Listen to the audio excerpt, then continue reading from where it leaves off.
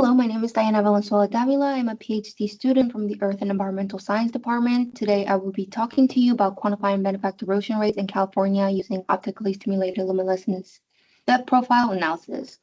So just to give a brief introduction, benefacts are rock formations that have been abraded by wind-blown sand in arid regions and can be used to illustrate how wind erosion shapes Earth's surface, as well as quantify long-term yielding erosion rate. So this study aims to provide luminescence rock surface erosion rate estimates for 10 benefacts at 2 locations in Southern California. So we chose luminescence because luminescence depth profiles are expected to be about 2 orders of magnitude more sensitive to the effects of erosion compared to cosmogenic radionuclide measurements. This is because sunlight penetration into rocks has an absorption mean free path of millimeters, whereas cosmogenic radionuclide has an absorption mean free path of about 50 centimeters. So the way that luminescence works is that OSL signals in quartz and feldspar crystals accumulate in response to ionizing background radiation naturally present in all rocks and diminish in response to sunlight exposure. So when a bedrock surface is initially exposed to sunlight, luminescent signals in the uppermost few centimeters begins to reset at exponentially slower rates as depth increases. With continuous sunlight exposure, the luminescence profile will evolve into a sigmoidal shape that shifts over time, as we can see in figure 1a. If the rock surface erodes, the equilibrium depth will move closer to the surface, as we see in figure 1b. So for our side, we have 10 benefacts and taken from 2 locations in Southern California.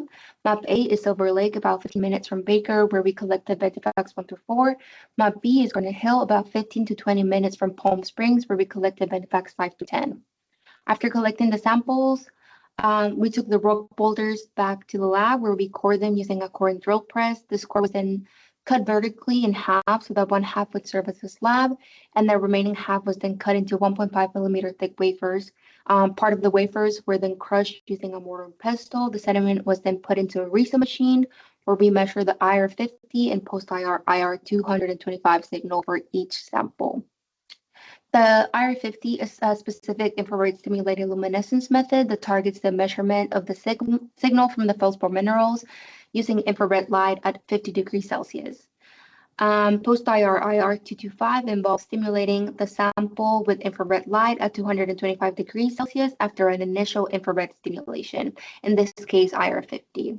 So the reason we do both of these is to reset the luminescence signal by first stimulating the sample at a lower temperature and then using a higher temperature to release more of the trapped electrons. So for our results, we have IR50 in blue and post-IR IR225 in red, and we have 16 depth profiles for samples, 8 from benefact 4 and 8 from benefact 7. So as you can see from benefact 4, we decided to measure the signal from 3 different scallops, 2 from the ridges outside of scallops, and then 3 from non-abrading surfaces. For benefact 7, we chose similar samples to measure. So we have 3 flutes, 3 outside flute, and then 2 non-abrading surfaces. So normally what we would expect is that the features experiencing high erosion would have a depth profile closest to the surface. But as you can see, there's no strong contrast between flute and outside flute, scallop and outside scallop, or abrading and non-abrading surfaces. This may be an indication that the benefacts are likely not active within the averaging timescale of these luminescent signals, which is somewhere between decades and millennia. So because there weren't any clear trends with the IR50 and post-IR IR225 profiles, we decided to see if there was any trend between the rock hardness and depth of bleaching categorized by feature type. So this is where figure 5 comes into play. So this plot depicts a possible trend between rock hardness and normalized inflection depth for benefacts 4 and 7. So basically with hardness and depth of bleaching, we expect with a slight positive relationship between rock hardness and inflection depth is inversely related to erosion rate. So in other words, softer rock should have a higher erosion rate, which we can somewhat see down here, but we would need to do all the other benefacts to get a more comprehensive conclusion.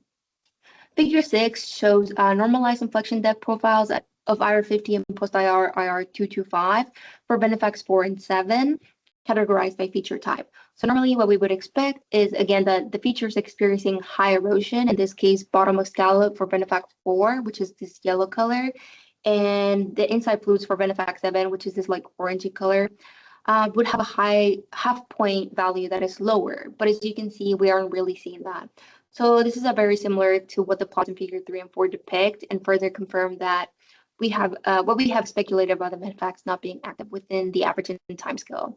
I would just like to thank Julia Alvarez, Ayush Joshi, Jeffrey Warburg, Sanilo Skipper, and Carissa Cordero for their support and advice.